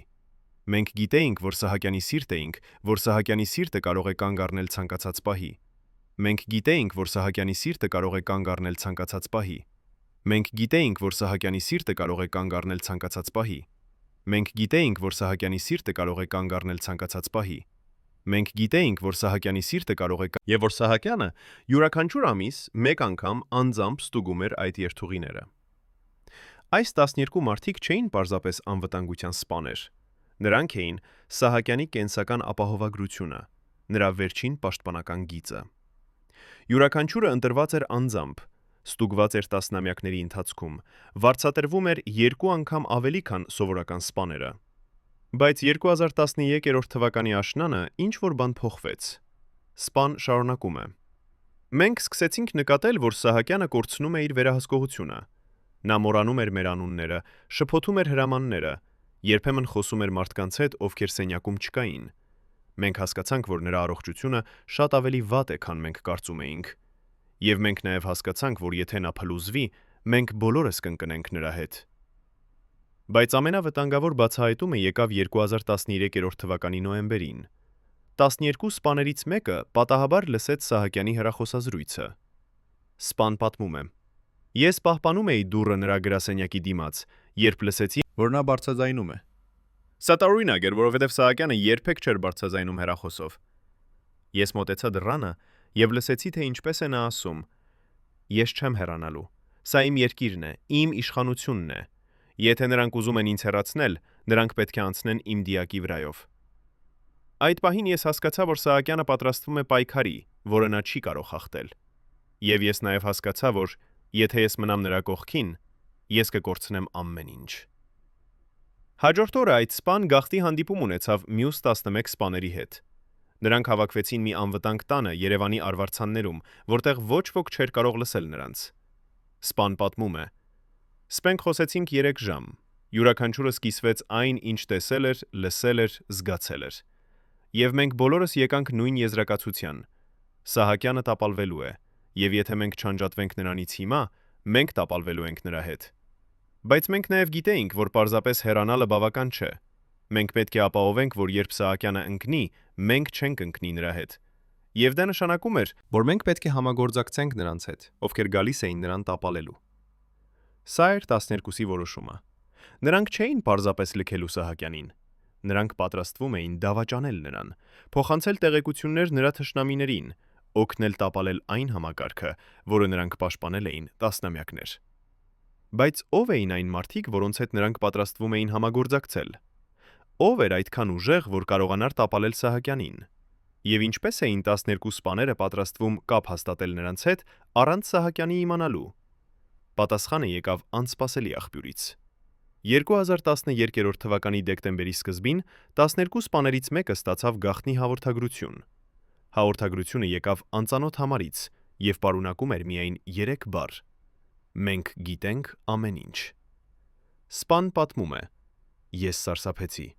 Ես մտածեցի, որ Սահակյանը պարզել է մեր պլանը եւ այժմ նա գալիս է մեզ համար։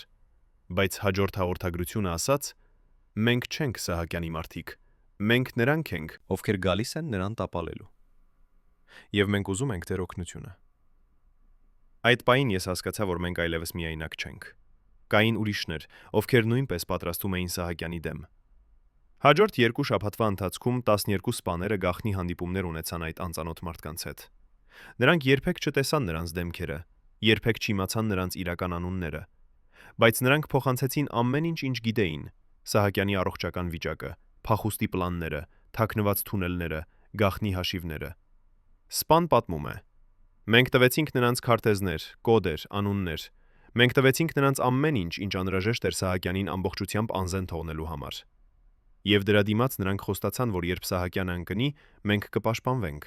Մենք կստանանք նոր ինքնություններ, նոր կյանքեր, նոր սկիզբ։ Բայց ամենակարևոր տեղեկությունը, որը 12 սպաները փոխանցեցին, վերաբերում էր Սահակյանի վերջին պաշտպանական գծին։ Սպան պատմում է. Սահակյանը ուներ մի վերջին պլան, եթե ամեն ինչ ձախողվեր։ Նա պահում էր մի փաթեթ փաստաթղթեր իր անձնական սեյֆում, փաստաթղթեր, որոնք կարող էին ոչնչացնել տասնյակ բարձրաստիճան պաշտոնյաների։ Կոռուպցիայի ապացույցներ, գաղտնի պայմանագրեր, ձայնագրություններ։ Սա էր նրա վերջին զենքը։ Եթե նրանք փորձեին նրան տապալել, նա սպառնում էր հրապարակել այս փաստաթղթերը եւ տապալել նրանց բոլորին իր հետ։ Բայց մենք տվեցինք սեյֆի կոդը մեր նոր դաշնակիցներին։ Եվ 2013 թվականի դեկտեմբերի 21-ի գիշերը, մինչ Սահակյանը քնած էր, նրանք մտան նրա գրասենյակ եւ հանեցին այդ փաստաթղթերը։ Երբ Սահակյանը արթնացավ հաջորդ առավոտ, նրա վերջին զենքը անհետացած էր։ Սա էր 12-ի դավաճանությունը։ Ոչ թե բռնություն, ոչ թե հրապարակային ապստամբություն, այլ լուր հաշվարկված մահացու դավաճանություն։ Նրանք հանեցին Սահակյանի բոլոր պաշտպանությունները, մնները, մեկ առ մեկ, մինչև նա մնաց ամբողջովին անպաշտպան։ Եվ երբ վերջապես եկավ պահը, երբ նրա թշնամիները շարժվեցին նրա դեմ, Սահակյանը հայտնաբերեց, որ նա միայնակ է, առանց դաշնակիցների, առանց պաշտպանության, առանց փախուստի ճանապարհի։ Բայց ով էին այդ թշնամիները։ Ով էր այդքան ուժեղ եւ համբերատար, որ կարողացավ սпасել ճիշտ պահին եւ հարվածել Սահակյանին նրա ամենաթույլ կետում։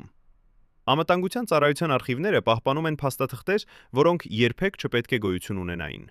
2014 թվականին, երբ նոր կառավարությունը բացեց Սահակյանի անձնական գրասենյակը, նրանք գտան մի սեյֆ, որը թաքնված էր պատի հետևում։ Այդ սեյֆում պահվում էին փաստաթղթեր, որոնք ցույց էին տալիս, թե ինչ էր իրականում կատարվում Հայաստանում վերջին տասնամյակի ընթացքում։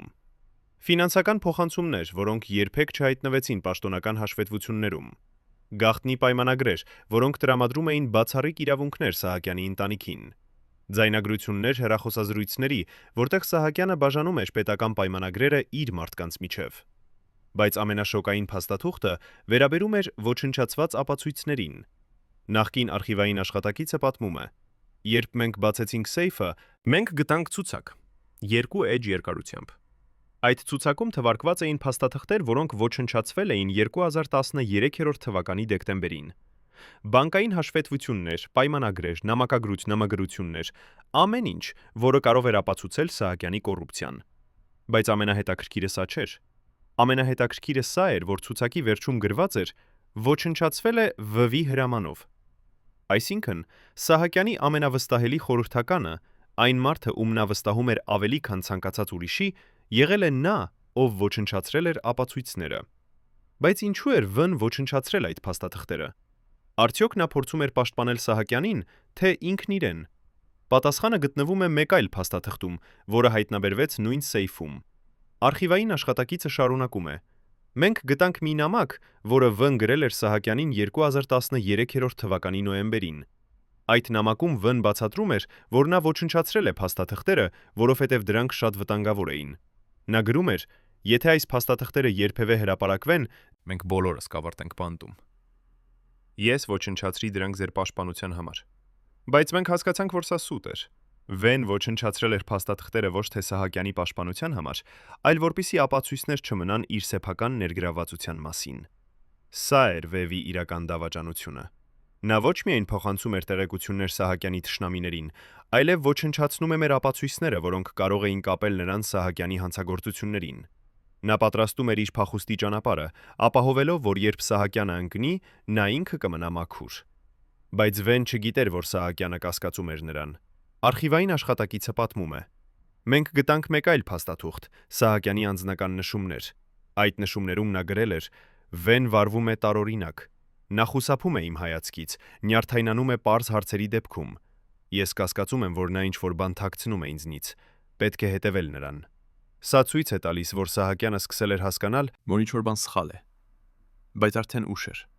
V-ն արդեն փոխանցել էր բավականաչափ տեղեկություններ, որպեսզի Սահակյանի թշնամիները իները կարողանան շարժվել նրա դեմ։ Բայց ով էր V-ն իրականում։ Ինչու էր նա որոշել դավաճանել Սահակյանին այն բանից հետո, երբ ծառայել էր նրան 15 տարի։ Պատասխանը գտնվում է V-ի անձնական պատմության մեջ։ Նախկին գործընկերը պատմում է. V-ն եղել է խելացի, ամբիցիոզ, հաշվարկված մարդ։ Նա միացել էր Սահակյանին երիտասարդ տարիքում, հավատալով, որ Սահակյանը կօգնի նրան կառուցել կարիերա։ Եվ Սահակյանը իսկապես օգնեց նրան։ Նա դարձավ Սահակյանի ամենավստահելի խորհրդականը, ստացավ բարձր աշխատավարձ, ապրեց հարմարավետ կյանք։ Բայց տարիների ընթացքում V-ն սկսեց տեսնել Սահակյանի իրական դեմքը։ Նա տեսավ կոռուպցիան, գողությունը, սուտը։ Եվ նա հասկացավ, որ եթե նա շարունակի մնալ Սահակյանի կողքին, նա կդառնա նրա հանցագործությունների մասնակից։ Այդ պատճառով նա որոշեց դավաճանել նրան, ոչ թե բարոյական պատճառներով, այլ պարզապես որպեսզի փրկի իր սեփական կաշին։ Սա էր V-ի իրական դրդապատճառը, ոչ թե արդարություն, ոչ թե հայրենասիրություն, այլ պարզ ինքնապահպանման ինստինկտ։ Նա տեսավ, որ Սահակյանի իշխանությունը տապալվելու է, եւ նա ուզում էր ապահովել, որ երբ դա տեղի ունենա, նա ինքը չտապալվի նրա հետ։ Բայց V-ի դավաճանությունը ոչ միայն անձնական որոշում էր։ Այն նաև մաս էր ավելի լայն պլանի, որը կազմակերպվում էր Սահակյանի դեմ։ Եվ այդ պլանի կենտրոնում կանգնած էր մի մարդ, ով ուներ բավականաչափ ուժ եւ համբերություն, սպասելու ճիշտ պահին եւ հարվածելու Սահակյանին նրա ամենաթույլ կետում։ Արխիվային աշխատակիցը պատմում է. Մենք գտանք փաստաթղթեր, որոնք ցույց էին տալիս, որ ՎՎ-ն կապ ուներ մի խմբի հետ, որը կոչվում էր Նոր սերունդ։ Այս խումբը բաղկացած էր երիտասարդ քաղաքական գործիչներից, բիզնեսմեններից, իրավաբաններից, բոլորը մարդիկ, ովքեր հոգնել էին հին համակարգից եւ ուզում էին փոփոխություն։ Նրանք հանդիպում էին գաղտնի, պլանավորում էին ինչպես տապալել Սահակյանին եւ նրա նմանների իշխանությունը։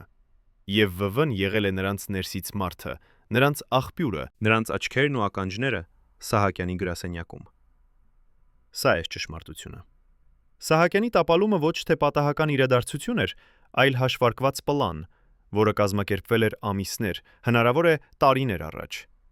Եվ այդ պլանի կենտրոնում կանգնած էր Նոր սերունդը, խումբ, որը պատրաստվում էր վերցնել իշխանությունը հին պահապաններից։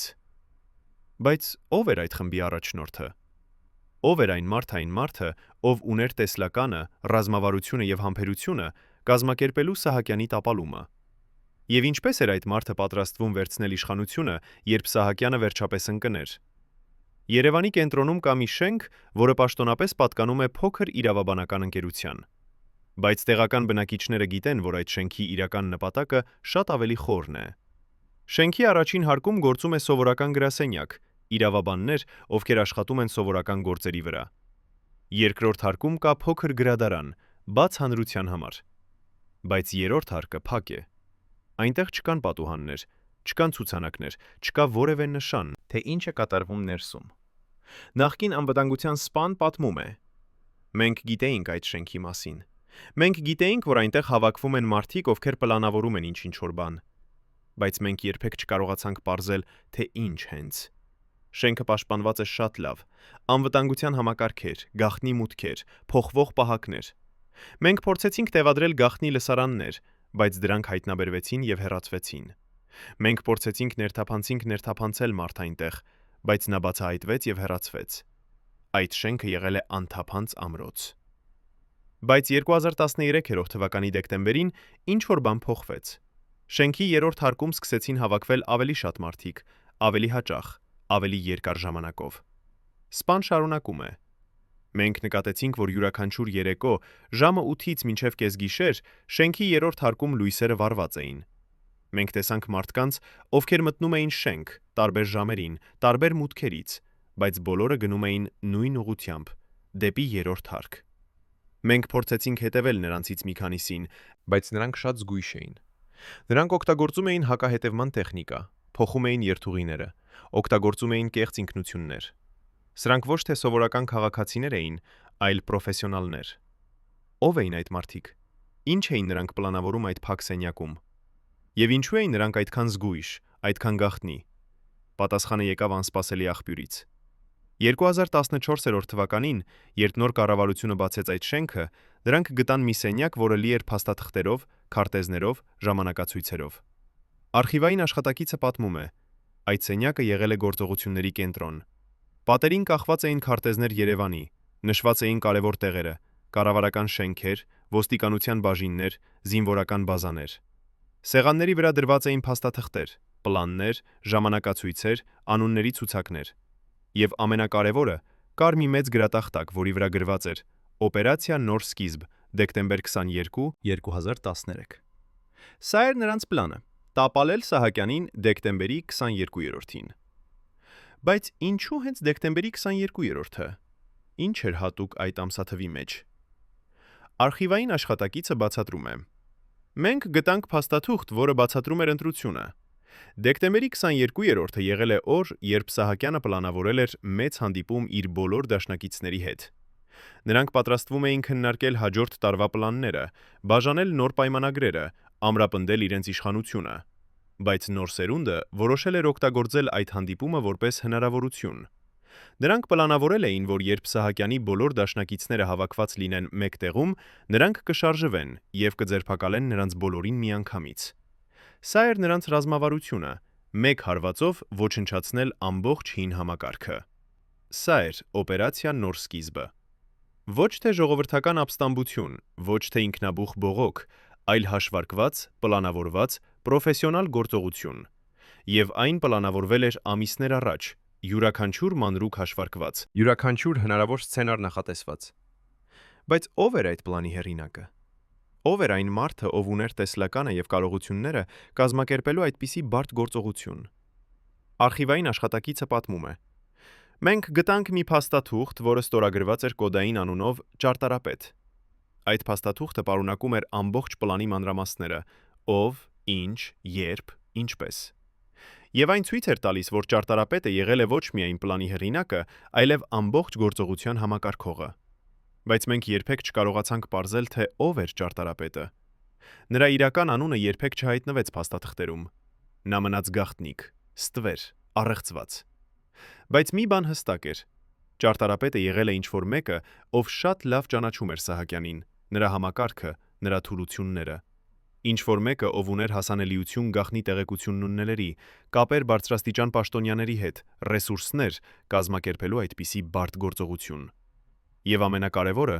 ինչ-որ մեկը, ով ուներ համբերությունը, սպասելու տարիներ, Մինչև ճիշտ պահը կգար։ Արդյոք ճարտարապետը եղել է մեկը Սահակյանի ներքին շրջանակից։ Արդյոք նա եղել է ինչ-որ մեկը, ում Սահակյանը վստահում էր, ում նա համարում էր դերդաշնակից։ Թե նա եղել է արտաքին ուժ, ինչ-որ մեկը, ով դիտում էր Սահակյանին հեռվից եւ սպասում էր իր հնարավորությանը։ Եվ ամենակարևոր հարցը. ուր է ճարտարապետը այսօր։ Արդյոք նա դեռևս ստվերներում է վերահսկելով իրադարձությունները, թե նա դուրս է եկել լույս եւ վերցրել է իշխանությունը, որը նա այդքան ժամանակ պլանավորել էր գրավել։ Առաջին անգամ 35 տարվա ընթացքում այն մարդը, ով պատասխանատու էր Սահակյանի անձնական ֆինանսական գործակների համար, համաձայնվում է խոսել տեսախցիկի առջև։ Արման Գրիգորյանը, ով 3 տասնամյակ պահպանել է լռությունը, այսօր նստած է մեր դիմաց, եւ նրա ձեռքերը դողում են ոչ թե վախից, այլ այն ծանրությունից, որը նա կրել է բոլոր այս տարիները։ Նա պատմում է մի պատմություն, որը կփոխի ամեն ինչ, ինչ մենք մտածում էինք Սահակյանի վերջին տարիների մասին։ 2013 թվականի հոկտեմբերին, երբ Սահակյանի առողջական վիճակ արդեն լուրջ էր, տեղի ունեցավ մի իրադարձություն, որը Գրիգորյանը երբեք չի մոռանա։ Գիշերվա 2 ժամին Սահակյանի տուն եկավ մի մարդ, ում Գրիգորյանը երբեք չէր տեսել նախկինում։ Այս մարդը ուներ հատուկ անցագիր, որը թույլ էր տալիս նրան անցնել բոլոր անվտանգության ստուգումները։ Գրիգորյանը հիշում է. Ես տեսա, թե ինչպես է այդ մարդը մտնում Սահակյանի գրասենյակ, ձեռքին սև պայուսակով։ Նրանք խոսեցին 40 րոպե։ Երբ այդ մարդը հեռացավ, ես տեսա Սահակյանի դեմքը։ Նա նստած էր իր աթոռին, անշարժ, աչքերը բաց, բայց կարծես տեսնում էր ինչ-որ հեռավոր տեղ։ Ես մոտեցա եւ հարցրի. «Պարոն Սահակյան, ամեն ինչ կարգին է»։ Նա դանդաղ շրջեց դեպի ինձ եւ շշնջաց. «Արման, ես կորցրել եմ ամեն ինչ։ Նրանք գիտեն ամեն ինչ»։ Ո՞վ էր այդ գիշերային այցելուն։ Ինչ էր նա ասել Սահակյանին, որ ստիպեց նրան հասկանալ, որ վերջը եկել է։ Արդյոք դա էր ճարտարապետը, ով եկել էր անձամբ հայտարարելու վերջնական վճիռը։ Գրիգորյանը շարունակում է իր պատմությունը։ Հաջորդ օրերին Սահակյանը փոխվեց ամբողջովին։ Նա, ով միշտ եղել է վերահսկված եւ հաշվարկված, դարձավ անկանխատեսելի։ Նա սկսեց կանչել իր հին ընկերներին, մարդկանց, որոնց չէր տեսել տարիներ շարունակ։ Նա ուզում էր խոսել նրանց հետ, բայց երբ նրանք գալիս էին, նա պարզապես նստում էր լուռ, նայում էր նրանց եւ ոչինչ չէր ասում։ Կարծես նա փնտրում էր ինչ-որ բան այդ մարդկանց մեջ, բայց չէր գտնում։ Սահակյանը հասկանում էր, որ նրա աշխարհը փլուզվում է, բայց նա չգիտեր, թե ինչպես կանգնեցնել այն։ Նա կանչեց Որդին, իր ամենավստահելի խորհրդականին, եւ հարցրեց. «Ասա ինձ ճշմարտությունը, դու դավաճանել ես ինձ»։ Որդն նայեց նրան աչքերի մեջ եւ պատասխանեց. «Պարոն Սահակյան, ես միշտ եղել եմ ձեր հավատարիմ ծառան»։ Բայց Սահակյանը տեսավ սուտը նրա աչքերում։ Նա հասկացավ, որ նույնիսկ նրա ամենամոտ մարդը դավաճանել է նրան։ Այդ պահից Սահակյանը սկսեց պատրաստվել վերջին ճակատամարտին։ Նա գիտեր, որ չի կարող հաղթել, բայց նա ուզում էր գոնե պայքարել։ Գրիգորյանը պատմում է. Սահակյանը հրամայեց ինձ հավաքել բոլոր ֆինանսական փաստաթղթերը, բոլոր պայմանագրերը, բոլոր ապացույցները նրա գործարքների մասին։ Նա ուզում էր ամեն ինչ ոչնչացնել, որպեսզի ոչինչ չմնա նրա թշնամիների համար։ Բայց երբ ես բերի փաստաթղթերը, նա նայեց դրանց եւ հանկարծ ասաց. «Ոչ, թող մնան։ Թող նրանք տեսնեն, թե ինչ եմ ես արել։ Թող նրանք դատեն ինձ»։ Ես չհասկացա այդ որոշումը։ Ինչու էր նա ուզում թողնել ապացույցները, որոնք կարող էին ոչնչացնել նրան։ Բայց հետո ես հասկացա. Սահակյանը հոգնել էր թաքնվելուց։ Նա ուզում էր, որ ճշմարտությունը դուրս գա, նույնիսկ եթե դա նշանակում էր նրա սեփական ավերը։ Բայց Սահակյանի վերջին օրերը ոչ միայն պատրաստություն էին վերջին ճակատամարտին, դրանք նաև ժամանակ էին ապաշխարության համար։ Գրիգորյանը հիշում է. «Մի երեկո Սահակյանը կանչեց ինձ իր գրասենյակ եւ ասաց. Արման, ես ուզում եմ, որ դու գրես նամակ իմ որդիներին։ Ես ուզում եմ ասել նրանց, որ ես սխալվել եմ։ Ես ուզում եմ, որ նրանք չկրկնեն իմ սխալները։ Ես սկսեցի գրել, բայց Սահակյանը կանգնեցրեց ինձ եւ ասաց. Ոչ, ես ինքս պետք է գրեմ սա։ Նա նստեց եւ սկսեց գրել։ Նրա ձեռքերը դողում էին, նրա գրիչը մի քանի անգամ ընկավ, Բայց նա շարունակեց։ Երբ նա ավարտեց, նա տվեց ինձ նամակը եւ ասաց. «Փոխանցիր սա նրանց միայն այն դեպքում, եթե ինձ հետ ինչ-որ բան լինի»։ Ես կարդացի այդ նամակը հետո, երբ Սահակյանը արդեն չկար։ Այն լի էր ցավով, զղջումով, սիրով։ Սահակյանը գրել էր. «Իմ սիրելի որդիներ, ես թողնում եմ ձեզ հարստություն, բայց ես նաև թողնում եմ ձեզ ամոթ։ Ներեցեք ինձ այն ամենի համար, ինչ ես արել եմ։ Ապրեցեք այնպես, որ ձեր երեխաները հպարտ լինեն ձեզանով»։ Արդյոք այս նամակը բավարար էր փոխհատուցելու այն ամենը, ինչ Սահակյանը արել էր իր կյանքի ընթացքում։ Արդյոք զղջումը կարող է մաքրել անցյալի մեղքերը, թե որոշ բաներ անվերադարձ են, եւ մենք պետք է ապրենք դրանց հետևանքների հետ մինչեւ մեր կյանքի վերջը։ Պատկերացրեք մի սև ցուցակ, գրված ձեռքով, որը պարունակում է 15 անուն, գեներալների եւ մերձավորների, ովքեր պետք է վերացվեին տոների հետորի հետո։ Այս թղթի կտորը բացատրում է ամեն ինչ։ Երբ գեներալները տեսան այդ ցուցակը, նրանք հասկացան՝ կամ նա, կամ մենք։ Արդյոք նրանց դավաճանությունը հերոսություն էր, Թե պարզապես հուսահատ պայքար գոյատևման համար։ 2013 թվականի նոյեմբերի վերջին Սահակյանի անձնական սեյֆում հայտնաբերվեց մի փաստաթուղթ, որը փոխեց ամեն ինչ։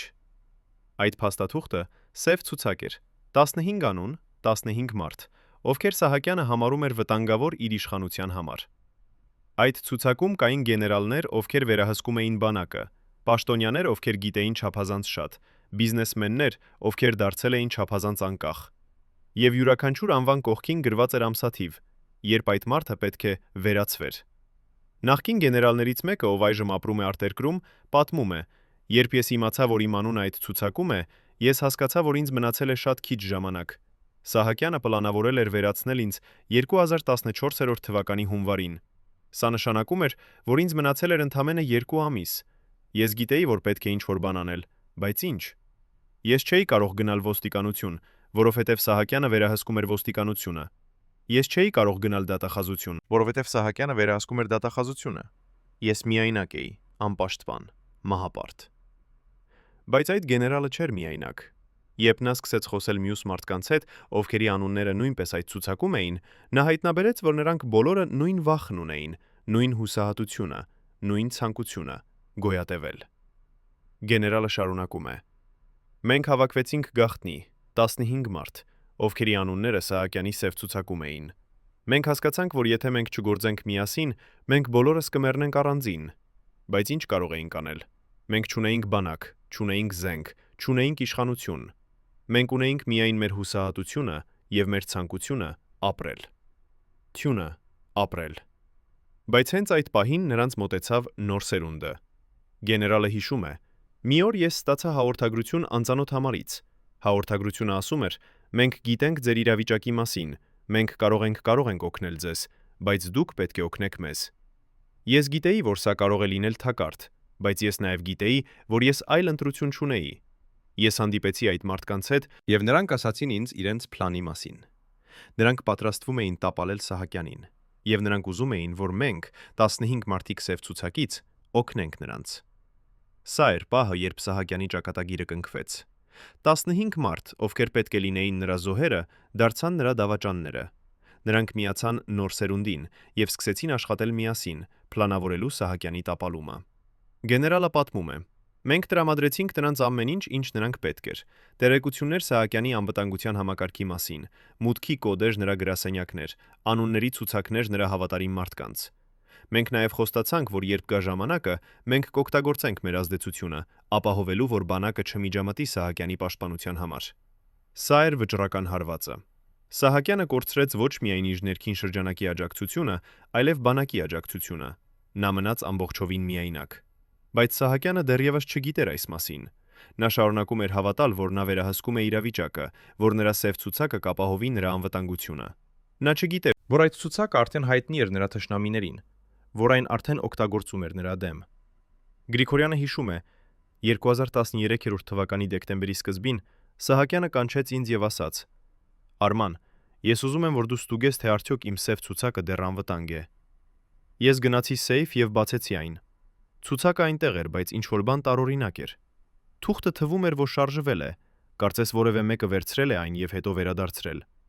Ես ասացի Սահակյանին այս մասին, եւ նա գունատվեց։ Նա հասկացավ, որ նրա վերջին զենքը այլևս գաղտնիք չէ։ Այդ պահից Սահակյանը գիտեր, որ վերջը մոտ է։ Նա գիտեր, որ նրա թշնամիները արդեն ունեն ամեն ինչ, ինչ անհրաժեշտ է նրան տապալելու համար։ Բայց նա նաև գիտեր, որ նա չի կարող պարզապես հանձնվել։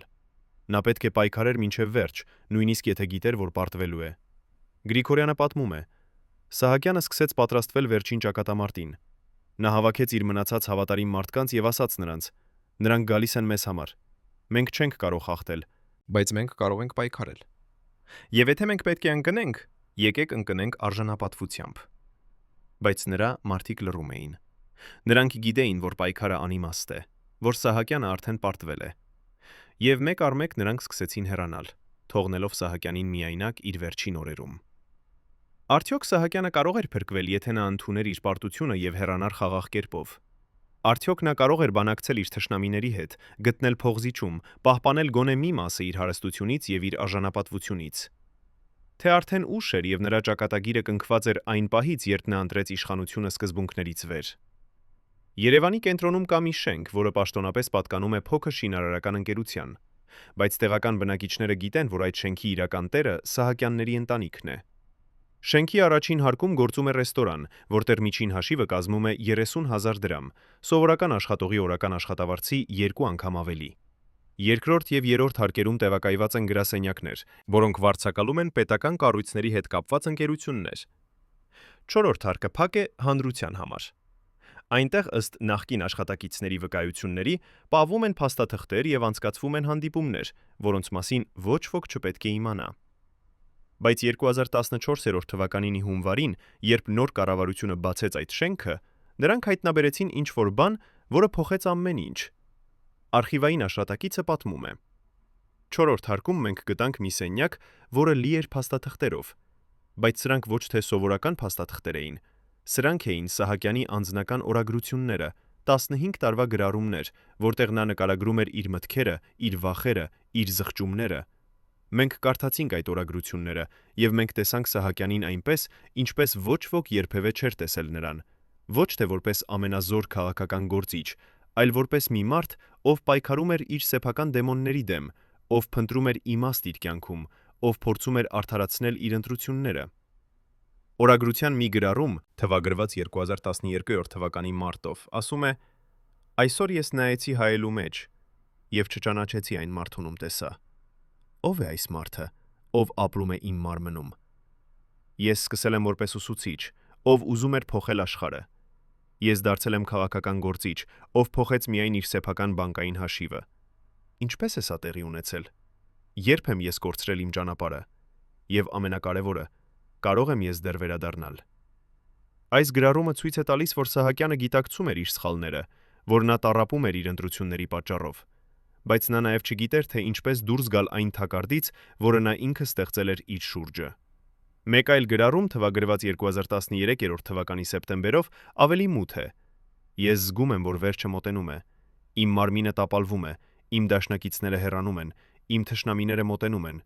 Ես փորձեցի կառուցել կայսրություն, բայց ես կառուցեցի միայն ավերակներ։ Ես փորձեցի ապահովել իմ ընտանիքի ապագան, բայց ես թողեցի նրանց միայն ամոթ։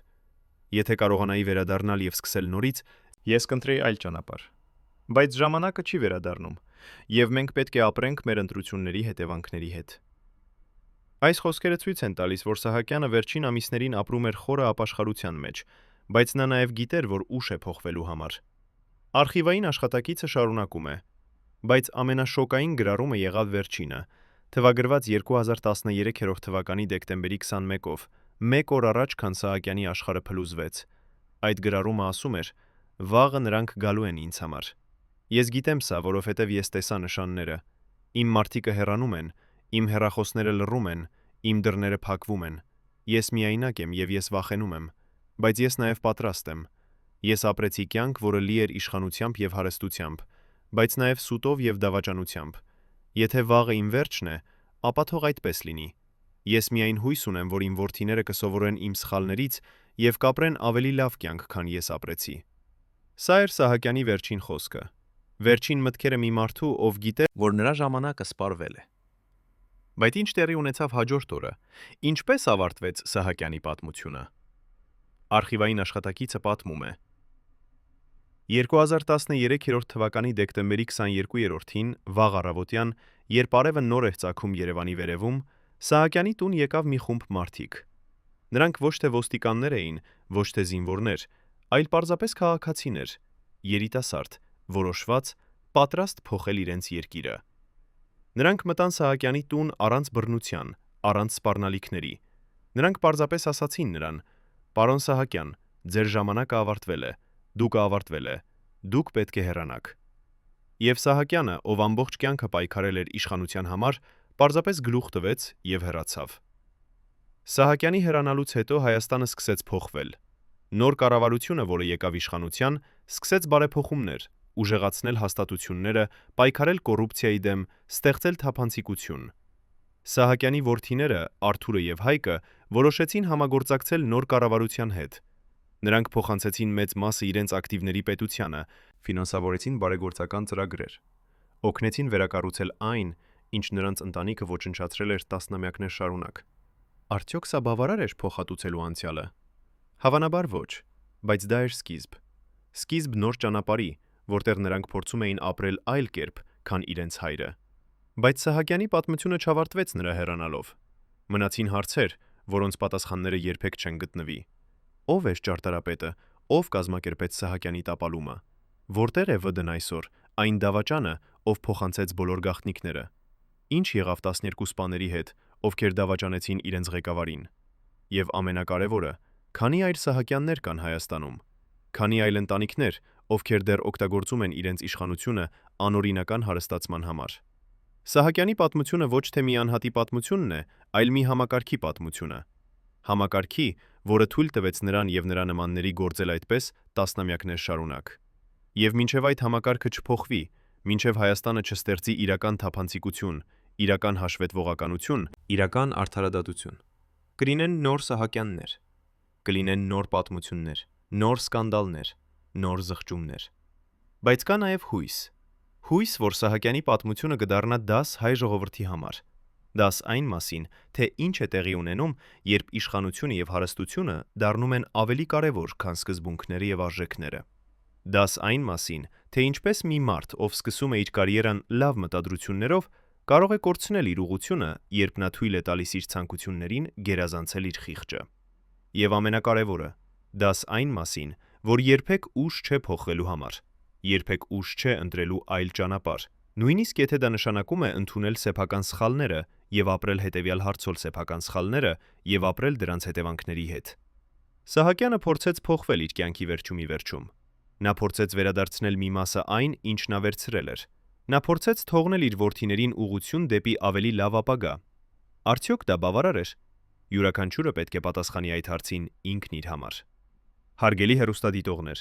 եթե դուք հետևել եք այս ողբերգական պատմությանը մինչև վերջ, գրեք մեկնաբանություններում, թե որ քաղաքից եք։ Մեզ համար կարևոր է իմանալ, թե որտեղ է Գալուստ Սահակյանը դեռ հիշվում։ Եվ բաժանորդագրվեք ալիքին, որպեսզի չկորցնեք ճշմարտությունը պատմության կուռքերի մասին։